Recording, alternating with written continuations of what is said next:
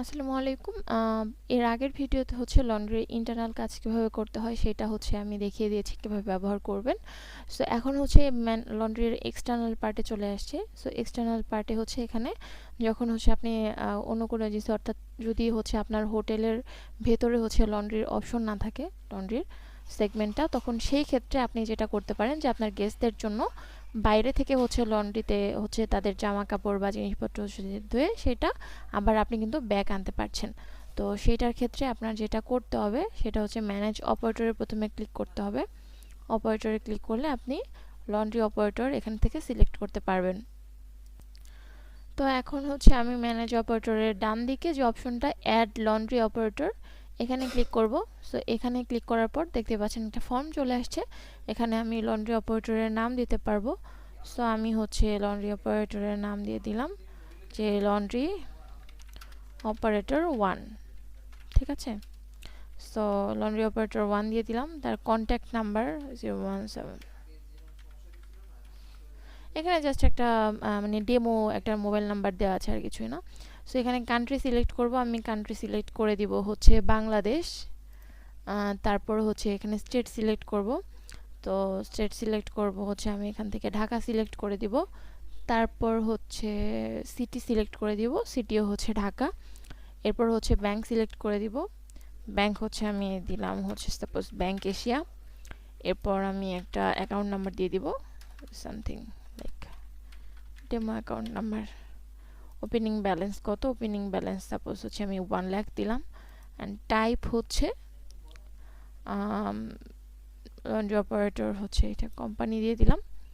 Address, আচ্ছা operator name জায়গায় laundry operator 1 দিতে পারেন, অথবা হচ্ছে আপনি কি ধরেন হচ্ছে ওকে বন্ধু লন্ড্রি দিয়ে দিলাম।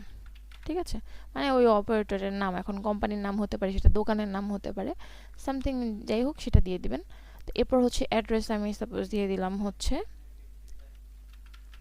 ধানমন্ডি ঢাকা। ঢাকা, ঠিক আছে। সো অ্যাড্রেস ধানমন্ডি ঢাকা দিয়ে দিলাম। এখানে ডেসক্রিপশনে আপনি চাইলে কোনো নোট দিতেও পারেন, না দিতে চাইলেও সমস্যা নেই, ইটস নট ম্যান্ডেটরি। বাকিগুলো ম্যান্ডেটরি ছিল, যেগুলোর সাথে যেরকম রেড স্টার দেখবেন সেগুলো হচ্ছে mandatory options. Description is not mandatory here.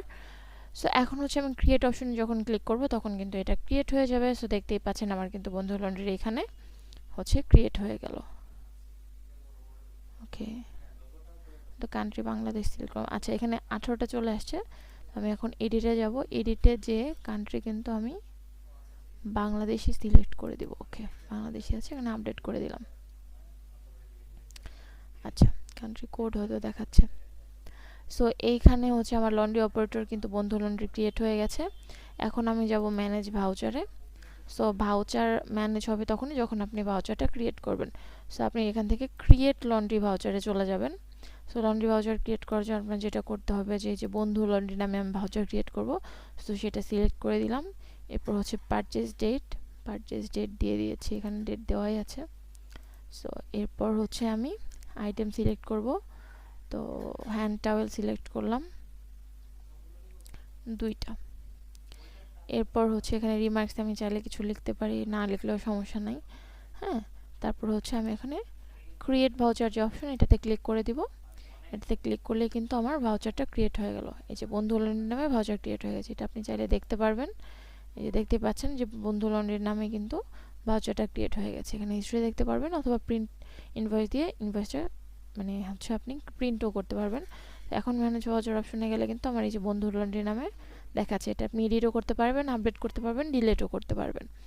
এরপর হচ্ছে manage receiving. So manage receiving হচ্ছে যে রিসিভিং যে স্লিপটা রয়েছে, যে স্লিপ যে দেয় লন্ড্রি থেকে, সেইটা। তো সেইটা কীভাবে ক্রিয়েট করবেন সেটা দেখাচ্ছি। এখানে আমি অপারেটর নেম দিব হচ্ছে বন্ধু লন্ড্রি। পারচেজ ডেট এইটা। তারপর হচ্ছে আইটেম সিলেক্ট সেম দিয়ে এটা 2।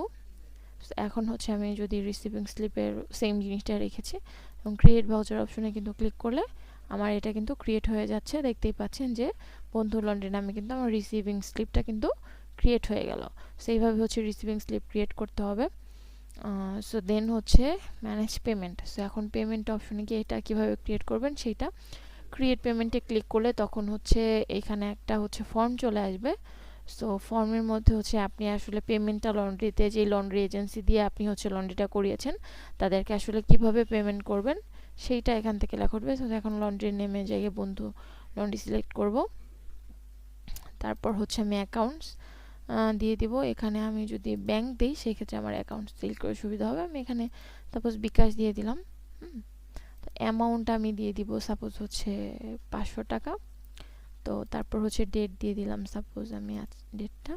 এরপর হচ্ছে চেক ডিটেইলে কোনো কিছু লেখা থাকে, যেহেতু হচ্ছে এটা চেকের ডিটেলসে এটা ম্যান্ডেটরি না, এটা লেখার দরকারও নেই। তো আমি রিমার্কসে চাইলে হচ্ছে কিছু লিখে দিতে পারি, এটা না লিখলেও সমস্যা নেই। এরপর হচ্ছে সাবমিট পেমেন্ট দিয়ে দিব এবং পেমেন্ট কিন্তু সাবমিটেড সাকসেসফুলি।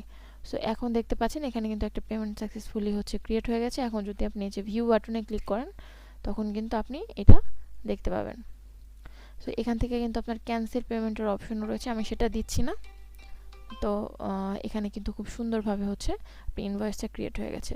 সো এইভাবেই হচ্ছে এখন আপনি যদি ম্যানেজ পেমেন্টে যান তাহলে কিন্তু এখানে দেখতে পাচ্ছেন এই যে বন্ধু লন্ড্রির নামে লন্ড্রি পেমেন্ট, যেটা আপনি ভিউ করতে পারবেন। সো এইটা হচ্ছে আমাদের লন্ড্রি পার্টের যে এক্সটার্নাল কাজ, সেটা হচ্ছে এভাবে আপনি কমপ্লিট করতে পারবেন। So that's it. ধন্যবাদ।